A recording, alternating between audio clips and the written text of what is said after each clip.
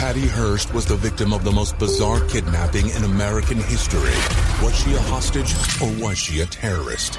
The radical story of Patty Hearst premieres Sunday, February 11th at 9 Eastern on CNN. Good evening. A big night of breaking news. We begin right now. Keep them honest on the memos and the question of a White House double standard. As you know, Democratic rebuttal to House Intelligence Committee Chairman Devin Nunes' memo alleging FBI and Justice Department bias is on the president's desk. He's got until Saturday to decide whether to make it public and which, if any, parts of it to leave out. Now listen to what Press Secretary Sarah Sanders said late today about how this will happen. The president has seen the memo. He met with the Deputy Attorney General, Rod Rosenstein, within the last hour to discuss some of the differences between the two memos. And we are undergoing the exact same process that we did with the previous memo, in which it will go through a full and thorough legal and national security review. We're in the middle of that process. We're undergoing the exact same process with this memo as the last one. That's what she said. Keeping them honest, it's hard to see exactly how. This memo claims to rebut the one that President Trump said after reading it that it vindicates him entirely in the Russia investigation. Now, leaving aside the fact that it does not, in fact, do that, it's hard to know exactly what process there really was in the release of the Nunes memo, perhaps only the appearance of one. And it's not just us saying it. The president himself said that he wanted the Nunes memo out before he had even seen it. He said it on camera. Let's release the memo. Oh, yeah, don't worry. 100%. Can you imagine that? Well, apparently the president could imagine. As CNN was first to report, the president was also boasting to friends in the days surrounding his getting the memo from Congress that it would, according to two sources, expose bias within the FBI's top ranks and make it easier for him to argue the Russia investigations are prejudiced against him. And as the Washington Post reported, when he first learned about the memo from conservative friends and on cable news, he was determined, sight unseen, that it had to come out. So I want to play you part of that Sarah Sanders sound again because there's something else that jumps out. Listen. We are undergoing the exact same process that we did with the previous memo, in which it will go through a full and thorough legal and national security review. We're in the middle of that process. A thorough national security review, she said there, suggesting, of course, that the White House would listen carefully and take the counsel of the relevant national security agencies, which certainly makes sense, except it doesn't because this is what FBI Director Chris Wray, the FBI director picked by this president, had to say about the Republican memo. Director Wray cautioned against its release, saying the Bureau had, quote, grave concerns about material omissions of fact that fundamentally impact the memo's accuracy.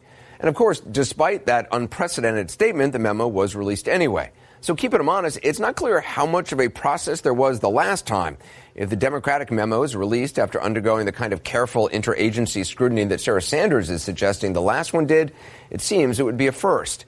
And if the memo is not released, the question will be asked, was that too a foregone conclusion? So with that in mind, let's go to CNN's Pamela Brown at the White House. So Pamela, I understand Chief of Staff John Kelly just weighed in on the Democratic rebuttal memo. What did he say?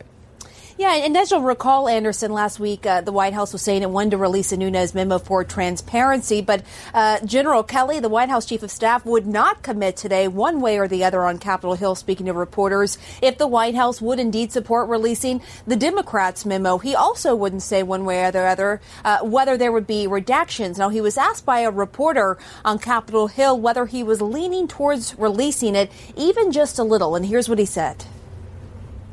Are you leaning towards releasing it, at least No, a I little? would say, this is a different memo than the first one. It's lengthier. It's, it's different. And so not leaning towards it. It'll be done in a responsible way. But again, where the first one was very clean relative to sources and methods, my initial cut is this one is a lot less clean. But at the end of it all, it'll be guys like Rod Rosenstein, Chris Wray from FBI, certainly the national security attorneys at the White House, given the president a recommendation on it.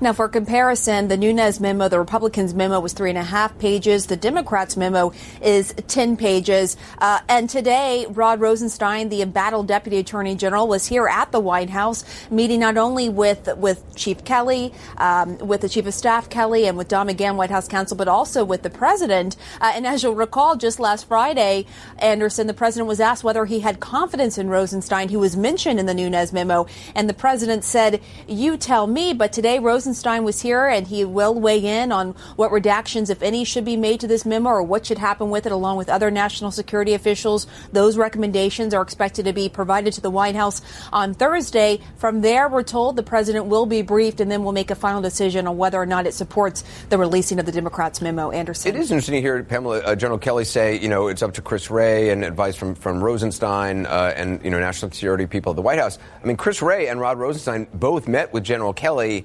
asking him and the White House not to release the Nunes memo. That's right. And Chris Wray made a big statement to the public when he said that releasing the Nunes memo presented, quote, grave concerns, but yet the White House went ahead anyway and released that memo. Now, in terms of redactions and them weighing in, the Republicans on Capitol Hill said that Chris Wray did weigh in and there were changes made to the Republicans' memo before it ever came to the White House. That is why the White House didn't make any redactions. So it will be interesting to see how this plays out and what recommendations, if any, the FBI and Rod Rosenstein with DOJ make. Yeah, Pamela Brown, thanks very much. Joining us now, a Democratic member of the House Intelligence and Armed Services Committees, Congresswoman Jackie Speer of California. Congresswoman Speer, do you think the president is actually going to allow the Democratic memo to be released? I mean, if he's listening to Chris Wray and Rod Rosenstein, it seems like that would be a first in this process.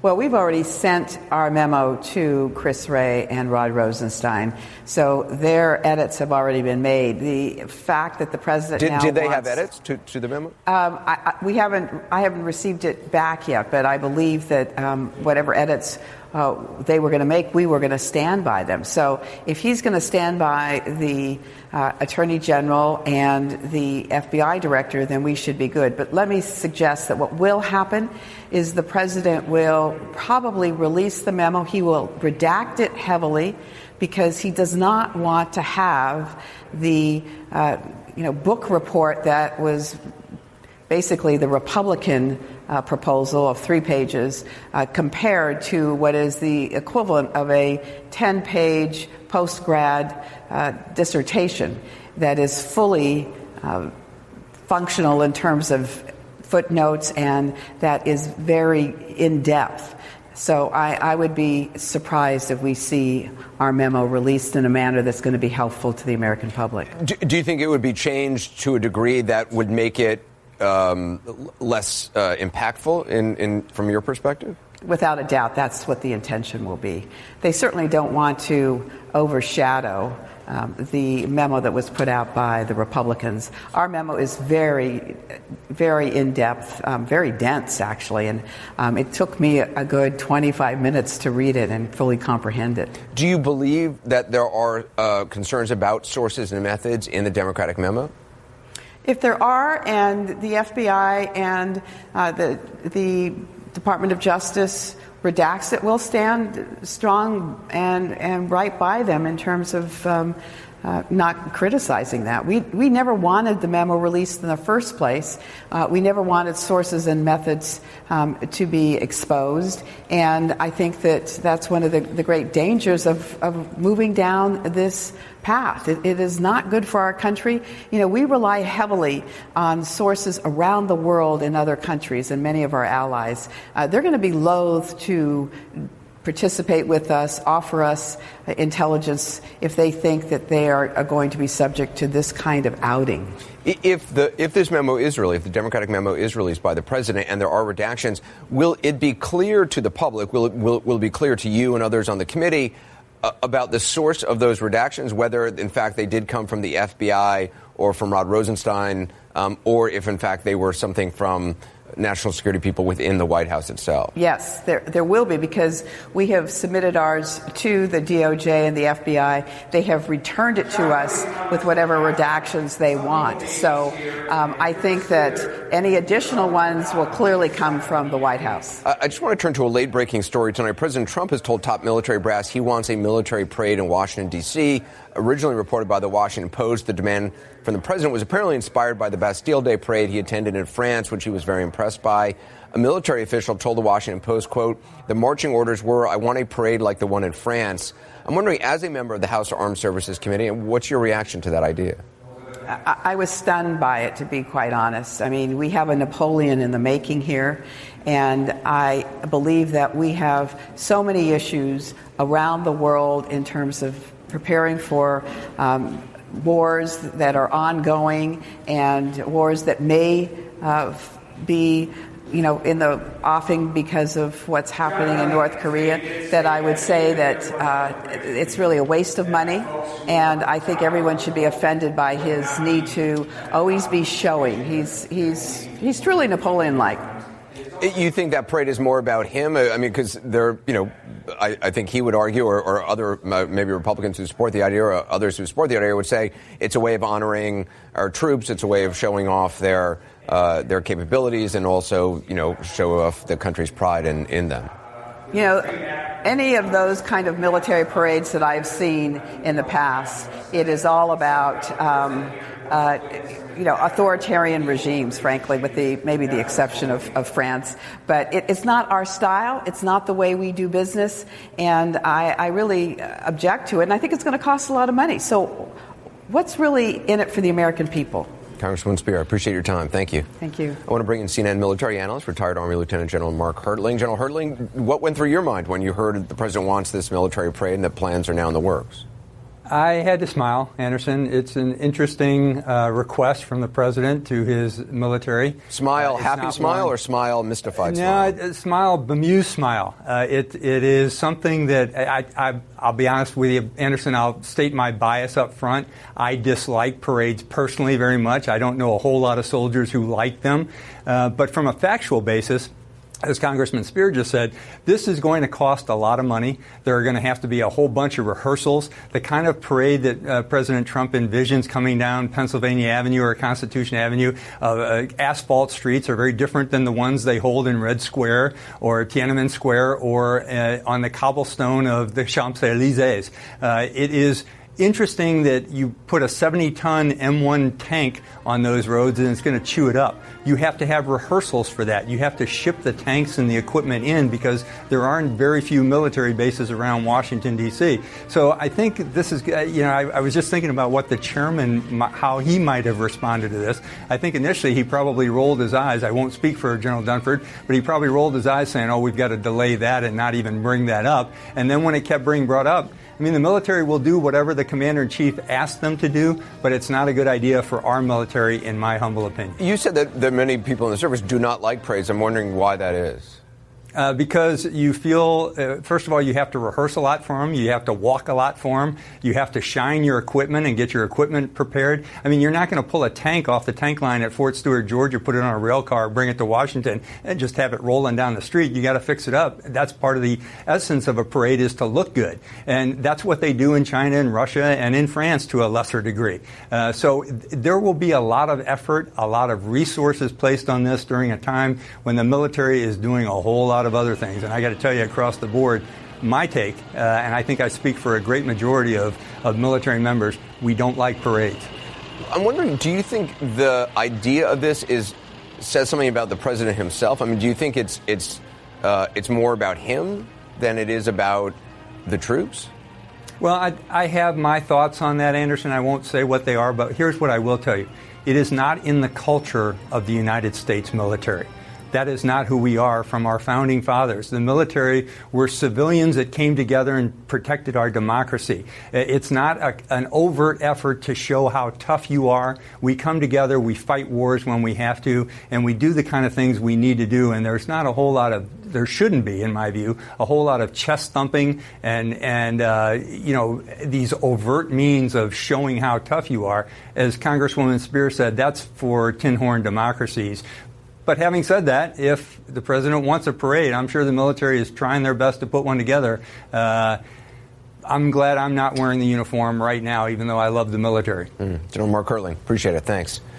Thank you, Anderson. Coming up next, the verbal hand grenade that Chief of Staff Kelly lobbed into the immigration debate, suggesting that hundreds of thousands of Dreamers are just too lazy to apply for legal protection. As he put it, quote, some would say they were too lazy to get off their asses. Also tonight, a CNN exclusive interview with former Vice President Joe Biden and his surprising advice for President Trump on the Russia probe. He says, don't talk to Special Counsel Mueller. We'll explain why ahead. Nerve to try. You think I'm crazy? A monster unleashed. My God. A man obsessed. He's watching us. A city in fear. Mondays on TNT, the hunt for pure evil begins. Cold-blooded killers walk among us. Based on the best-selling novel, Daniel Bruhl, Luke Evans, and Dakota Fanning. What compels a man to do evil? The Alienist, new limited series Mondays at 9/8 Central on TNT. The president tonight appears to be heading toward a showdown with Congress and perhaps a government shutdown over immigration policy. He says without a deal, he's okay shutting the government down. Meantime, his chief of staff, John Kelly, added fuel today to what is already combustible mix with these remarks on Dreamers. There are 690,000 official DACA registrants, and the president sent over what amounts to be 2.5 times that number to 1.8 million. The difference between 690 and 1.8 million were the people that some would say were too afraid to sign up, others would say were too lazy to get off their asses, but they didn't sign up. Well, as you might imagine, that touched off a storm. CNN's Jim Acosta joins us now. Jim, you pressed Sarah Sanders on Kelly's comments. What was her response? Well, yes, Anderson, mainly because, this appears to be one of a long line of offensive comments coming out of the White House aimed at immigrants in the context of this immigration debate. Keep in mind, the president has said in the past, we love the Dreamers. Well, if you listen to his chief of staff, it doesn't sound like at least the chief of staff loves the Dreamers. He was essentially describing them as slackers earlier today. Here's how it played out in the briefing room when I pressed the White House press secretary on General Kelly's comments. Just on the face of it, isn't that just a wildly offensive comment about these undocumented immigrants who are waiting for some kind of solution to come out of the city? Look, the only person that's actually offered a solution is this administration. The president's been a champion of giving 1.8 million DACA recipients and DACA-eligible people a pathway to citizenship, and he's laid out a plan and a solution that actually addresses both Republicans and Democrats' concerns. I think it's hard to argue with that. On the surface of that, sir, though, isn't it just an offensive comment, though, isn't it, just on its surface? I think that's something you would have to decide for yourself. So Anderson, as you can see, she didn't answer the question, but we should point out, Dreamers who were brought to this country through no fault of their own have spent most of their life not being lazy and sitting on their asses. They've been working their butts off. They've been working their asses off, to be blunt, keeping their noses clean, keeping their records clean, working hard in school. Some of them are in the military. They've been the opposite of lazy, a lot of immigration advocates would argue. I understand General Kelly was pressed late tonight on his comment. What did he say? Is he backtracking?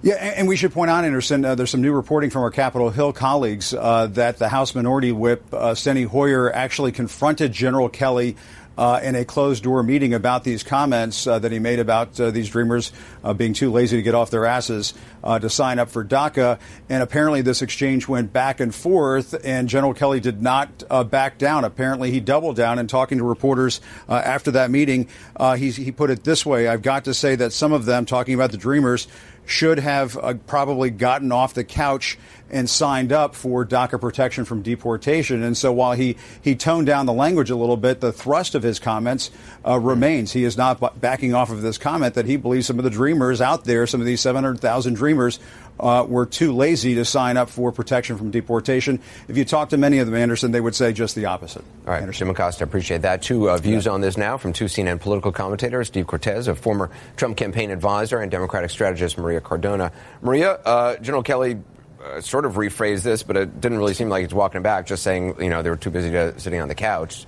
Is that an improvement? No, absolutely not, Anderson. Frankly, it underscores the offensive manner in which General Kelly sees immigrants. I mean, it was kind of naked bigotry at its best.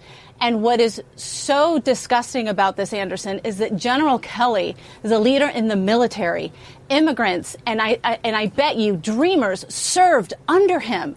And for him to come out and call them lazy, and that for him that is a reason that almost half of them did not come out to sign up for DACA, perhaps it's because they foresaw that a xenophobic administration could follow the Obama administration, and they were afraid to turn in their information because of what exactly is happening now. And if he knew any of them, which I'm sure he doesn't, if he respected them enough to understand where they were coming from, which clearly he doesn't, he would understand the real reasons why those numbers are what they are. But it underscores not just how he feels about it, but how his boss feels about immigrants, how his whole administration feels about immigrants. And they see us all as lazy leeches, as criminals, as rapists, and as something that this society should be afraid of. It is disgusting. Steve? Maria, I'm glad that you mentioned his military command. I had the chance to spend an hour with the general yesterday in the White House. He had me in, along with other Hispanic leaders, to talk to us about immigration and getting a deal done.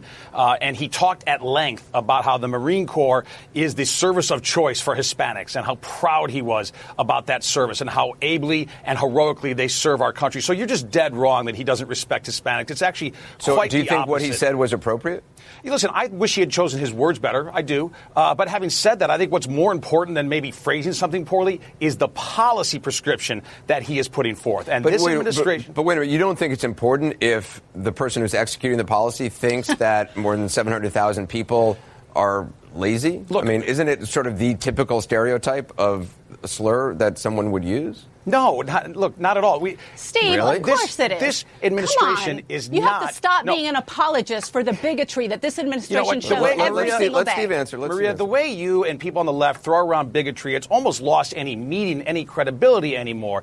The president is not a bigot. General Kelly, I assure you, is not a bigot. And in fact, the opposite of bigotry... Why are they acting like one? The opposite of bigotry, they're acting with compassion and heart, trying to find a solution for these DACA young people. And by the way, the president took what was 700,000 roughly DACA recipients and said, we're going to more than double that to 1.8 million. But Steve, isn't it just kind of then ignorant to just label 700,000 people either frightened or lazy? Well, no, the 700,000 are the ones who did sign up. Why did the rest not sign up, Anderson? To be honest, I don't know. There could be many reasons why they didn't. But my question is, isn't it ignorant to label, 1.1 million people lazy or afraid? I mean, isn't Anderson, I wish he would have phrased it better. I do. But having said that, too, what is way more important... Why do you wish he would have phrased it better? What is way more important isn't necessarily that you used a throwaway line about them, but what you're doing for their life. Throwaway line. And you are allowing them protected status and eventually citizenship. But it's not throwaway if you repeat it by just saying that they've been sitting on the couch. I mean, that again... someone sitting on the couch, again, is lazy. Well, look, again, I think we can't major in the minors here, right? What's important here? What's important is let's get these DACA recipients protected. Let's do it the right way, via law, not via executive fiat, as President Obama did. He created this mess, by the way, and President Trump had to walk into it and now has to fix Steve, it. Please. He was not the one to rescind the protections that they had. He is not the one to put in a poison pill for a real deal that is on the table that includes citizenship plus border security. He is not the one that put these dreamers in harm's way. That was all President Trump's doing. Okay, and now he is making it worse by him and his chief of staff calling them lazy and then intimating that they are all MS-13 criminal gang members, which we saw of a half an hour briefing that was out of the White House today. It's ridiculous the way they say one thing and we know he feels another. Nobody's saying they're criminals. If they're criminals, they're not eligible for DACA. And by the way, too, I really reject calling them dreamers. Americans have dreams, too. So that's an important point. You know what, Steve? I agree with you. They're not dreamers. You know what they are? They are doers because they have done nothing but give to this society their best years, their best work, their best minds, and their best commitment to the American dream. You're so unhinged about President Trump that you can't see that this president is the one who wants to protect them. Right. He wants to make it permanent in law. There are people across the country laughing at you right now, Steve. Steve, the president says that he loves dreamers. Do you think General Kelly loves dreamers? Because, again, it just doesn't sound like it by saying that they're lazy and then following that up with they're sitting on the couch. Given the conversations and meetings I had with him yesterday, yes, I think he absolutely does. I think, too, we can show both heart and toughness here, and that's what this administration is doing. Show heart to the DACA recipients who didn't choose to break our immigration laws, but then also show toughness by getting dangerous illegal immigrants out of this country, by securing our border, by ending visa lottery, and by restricting chain migration. That's a system that's a compromise that makes sense. And by the way, don't take my word for it. 72% of the American people, per CBS News poll, who saw the president's proposals on immigration in the State of the Union agree with him. You can't get 72% of people in these divided times to agree on much of anything. They won't agree that the Eagles won the Super Bowl. Much less agree with a policy. 90% of Americans agree that Dreamers should be protected. So let's work on a solution that will actually get Dreamers protected without putting in poison pills that the president knows will make this go nowhere. Let's end it there. Maria Cardona, thank you. Steve Cortez as well. Appreciate it. Coming up, President Trump dives into the debate over immigration and a possible government shutdown. What he said, did what he say, threatened to undermine any compromise. Tremendous threat. There's more breaking news tonight. We've been talking about Dreamers, but President Trump also took a headlong plunge into the immigration debate, saying he would back a government shutdown if Democrats don't agree to tighten immigration laws. Here he is this afternoon. If we don't get rid of these loopholes where killers are allowed to come into our country and continue to kill gang members, and we're just talking about MS-13, there are many gang members that we don't even mention. If we don't change it, let's have a shutdown. We'll do a shutdown, and it's worth it for our country. I'd love to see a shutdown if we don't get this stuff taken care of. Well, back in early January, the president called a possible immigration compromise, quote, a bill of love, unquote. So tonight, just how much of a monkey wrench could this latest remark be? Joining us now to discuss, CNN's chief political correspondent, Dana Bash, former advisor to several presidents, David Gergen, and former Republican Congressman Jack Kingston. David, is this a good strategy for the president? It's an unfortunate strategy. I think it's bad for the country. Presidents normally at this time, when you're on the brink of possibly shutting down the government, they get into the process and they're constructive. They work behind the scenes or in front of the process, but they are very constructive. Makes it harder to get there. He's threatening them. In effect, he's throwing down a diktat. You either give me the immigration bill that I want, no changes, or we're going to shut down the government. That's what he's saying. Is this, Jack, do you see this as an opening salvo in a deal, or is this unfortunate? I really do, because part of what Donald Trump is about is shaking up the town and going about things in an unconventional way. And I think David's right. I think most presidents traditionally have gone in there and said, okay, guys, I'm going to be the mature adult. But instead, he's playing a different card. He's saying, look, you guys don't get it done. I'm not afraid of a shutdown. And I think that puts more pressure on a bipartisan basis of the House and the Senate to say, you know what, he really means it. Let's get this thing done, because the legislative branch is the lead on this thing. Except that what the president said today doesn't reflect the reality of what happened on Capitol Hill today and will probably happen again tomorrow, which is the whole notion of immigration, of the Dreamers, that whole debate has been separated from the idea of a government shutting down. The House of Representatives passed a bill that will keep the government open through March 23rd. The Senate tomorrow is likely to do a different version, but, is it possible that something happens and that whole thing falls apart and the government does shut down on Thursday? Sure. I'm not going to say anything is impossible in this day and age, but it seems as though they are separate, and that what the president was doing was, you would call it shaking the trees. Other people would call it taking what is happening actually in good faith as we speak to Capitol Hill and turning it on its head. There was a senior GOP source close to the budget talks who basically brushed off what the president said, saying it's trumping Trump. I doubt we see a shutdown. I mean, do people just kind of on Capitol Hill just ignore this sort of stuff now, thinking, oh, that's just the kind of things the president said? Well, I think if you go what Dan has been reporting on, it does look like there may be two different bills. One bill that is on spending, and the Senate is finding a solution to bring the domestic side up, match the military, and shove it on the House to pass and scare the House into doing that. But you got a bipartisan bill that way. But the other track is, and that will prevent a shutdown. And on that basis, the Democrats everybody loses a lot of leverage, and it may well be that the Dreamers bill, the separate bill, will then die because of an inability to find a solution that pleases the president. The president keeps saying, I insist on, you work out a bipartisan agreement on my bill. My bill is the one, either I get my bill or it's my way or the highway. That's in effect what he's telling them. But that also is what President Obama said to us in 2013. I am not going to let you defund Obamacare, and I'm not going to let you modify it. And as you know, we had about a 2-week shutdown, and we as Republicans were the ones to say, okay, you're right, because as a president you have the bully pulpit. But as an appropriator, you have 3 options. One is a regular appropriation bill passed under the regular order, and the other one is a supplemental bill that adds to current spending, and the third one is a continuing resolution. If you don't do one of those 3, you do shut down the government. And where Dana has made the point is I think most members right now are saying, okay, we're going to do a continuing resolution because we want to keep talking and we want to get to that March 22nd deadline, and hopefully by then we'll have something done. But actually, I think it will happen by Friday, that maybe they'll have a top line. Yeah. They'll come to agreement on the debt ceiling. They'll come to agreement on some health care issues. They'll come to agreement on the disaster bill. And there's a tax section in there. Tax extenders may be in that bill as well. The good news is that if this happens, again, then this whole kind of guardrail to guardrail, 2-week extension to 2-week extension and the threat of government shutdown should be stopped for a couple of years if it happens. Mm-hmm. That's completely separate, though, from the question of the Dreamers. The Dreamers could get stuck. They could be stranded. They could be stranded. They could. I mean, the thing is in the Senate, in order to reopen the government, you remember a couple of weeks ago, the Republican Majority Leader made a promise that he would start publicly. Very public promise that he would start debate on February 8th, which is Thursday.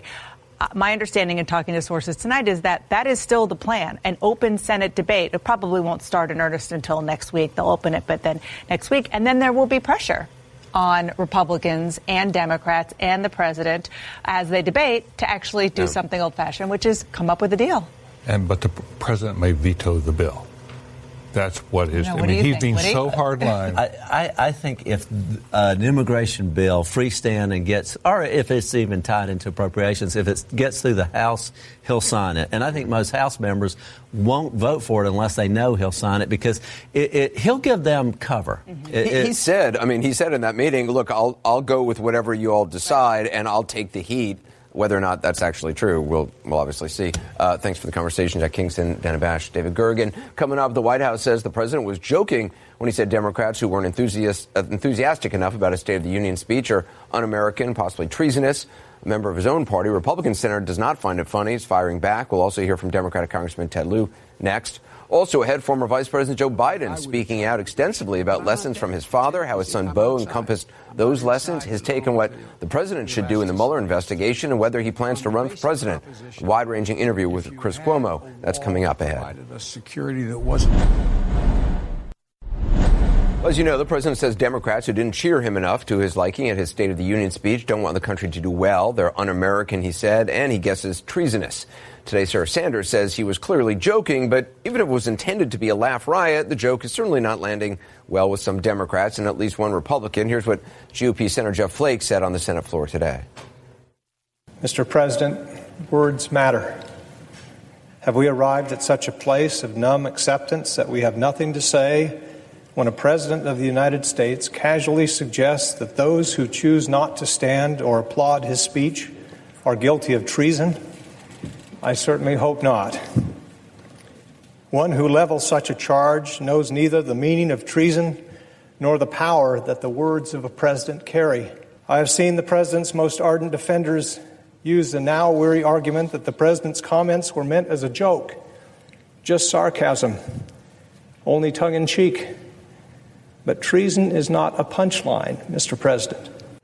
Well, Democratic Congressman Ted Lieu tweeted this, quote, "Dear @RealDonaldTrump, I served on active duty in the U.S. military to give people the right to clap when the president speaks, or not to clap, to stand or to sit, to attend your speeches or to boycott them. We are not and never will be an authoritarian regime." Congressman Lieu joins me now. So you certainly didn't mince words in your response to the president. I'm wondering why you felt the need to react so strongly, because the White House is saying, look, this was, the treasonous line was in jest. Well, first of all, Anderson, I don't believe the White House, this is the same White House today that said Donald Trump doesn't want a government shutdown when he specifically said he wants a government shutdown. So I don't believe he said that in jest. And I served on active duty in the military because I love our country. And one of the reasons I love America is we don't force people to cheer for their president. We let people disagree with the president without fear of retribution. That's what makes America great. You know, your Democrat and fellow veteran Tammy Duckworth also strongly criticized the president over the remarks. She said, "We don't live in a dictatorship or monarchy. I swore an oath in the military and in the Senate to preserve, protect, and defend the Constitution of the United States, not to mindlessly cater to the whims of a cadet bone spurs and clap when he demands I clap." I'm wondering what your reaction to her words are, because you too have been critical of the president for his deferments. I believe Senator Duckworth had it exactly right. She served in combat, and I think it's really quite disappointing for Donald Trump, who's never been in the military, to lecture military veterans of Congress about what is treason or what is not treason.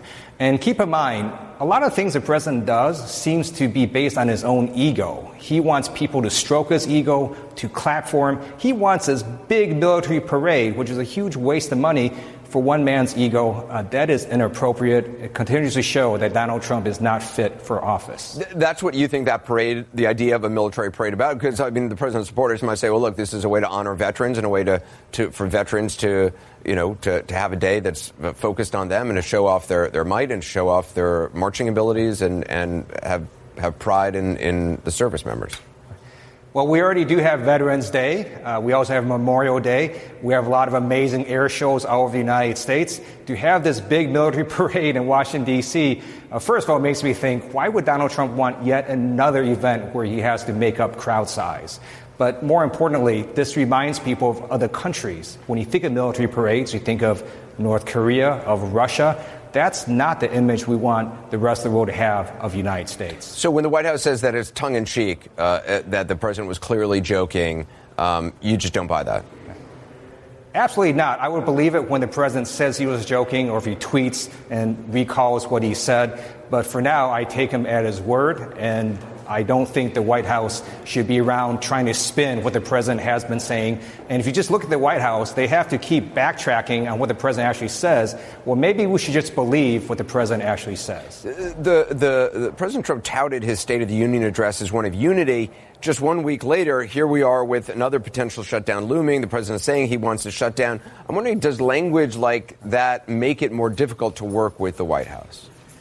Absolutely. And keep in mind that no president should ever be urging a shutdown, should never want to say he wants a shutdown. The president is the leader of the federal government. If there's a shutdown, it means he has failed. And Donald Trump campaigned as being a deal maker.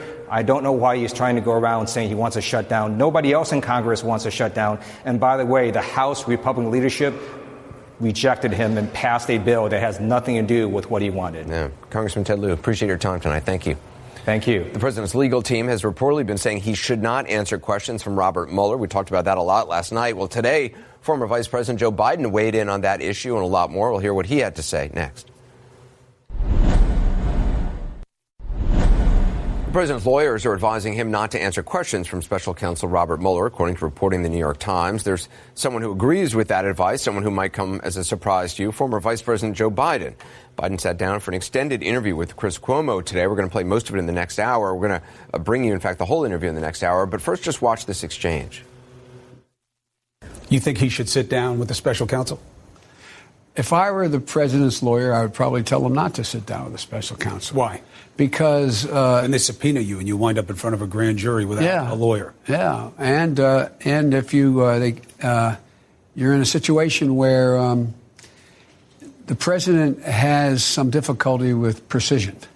That is one of the most subtle things I've ever heard you say. And one of the things that I would worry about if I were his lawyer is him saying something that was just simply not true without him even planning to be disingenuous. Do you think he has that little control over whether he tells the truth or not? I just marvel at some of the things he says and does. Well, joining me now is Paul Begala, Kerry Cordero, and David Axelrod. Paul, I mean, it's interesting to hear the former vice president say this. Do you think it's possibly just a negotiating tactic on the part of Robert Mueller's attorneys and the president the president's attorneys and the president, that they're sort of releasing this information about, we're telling him not to, that it's just kind of a negotiation tactic? I think it's a trial balloon on the part of the Trump team to see, well, what if we just stiff Mr. Mueller and his investigators don't cooperate at all. Will people freak out? Ultimately, I think he's going to wind up taking the fifth because the facts are not his friend. He can't. I disagree slightly with Vice President Biden at my peril. It's not just that the president says outrageous things or his fidelity to the facts are kind of slippery. It's that the facts are not his friend. He's not going to testify because he can't. He can't without incriminating himself, and so he won't. Carrie, do you think it likely that he will testify? Well, I don't think his lawyers are going to want it to get to the point where the president of the United States is taking the Fifth Amendment right against self-incrimination in front of a grand jury in the District of Columbia. So I do think that they will try to keep that from happening.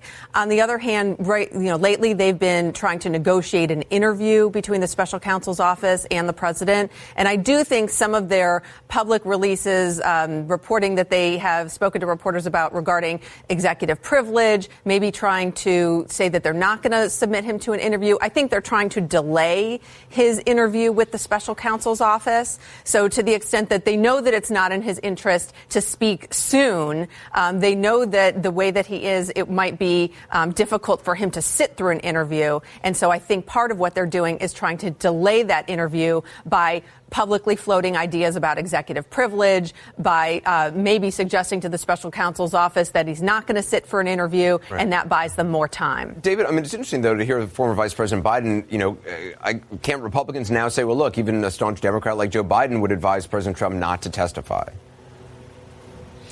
Well, he was asked if he were the president's lawyers, what would he say? And I think he answered the question like a lawyer or as a lawyer. And if you're thinking of it from their standpoint, for all the reasons that have been stated, there's got to be a great deal of trepidation about the prospect of this president sitting down in front of those prosecutors. But there's a different issue, which is the political issue, and that is what is the cost to the president of not sitting down, of not answering these questions. Do you think there is one? Overwhelmingly suggest people expect that. I think base it certainly would be supportive. Yeah, they would. And I think part of what's been going on in the last few weeks has been to set the groundwork for that potentially, because so that the case could be made that this wasn't a legitimate investigation. It was politically motivated. There's no reason the president should submit himself to that. And I think his supporters would accept that. The rest of the country, I think, would be troubled by it, however. And, there is a big body of, the president's been very clear. I want to sit down. I want to answer these questions.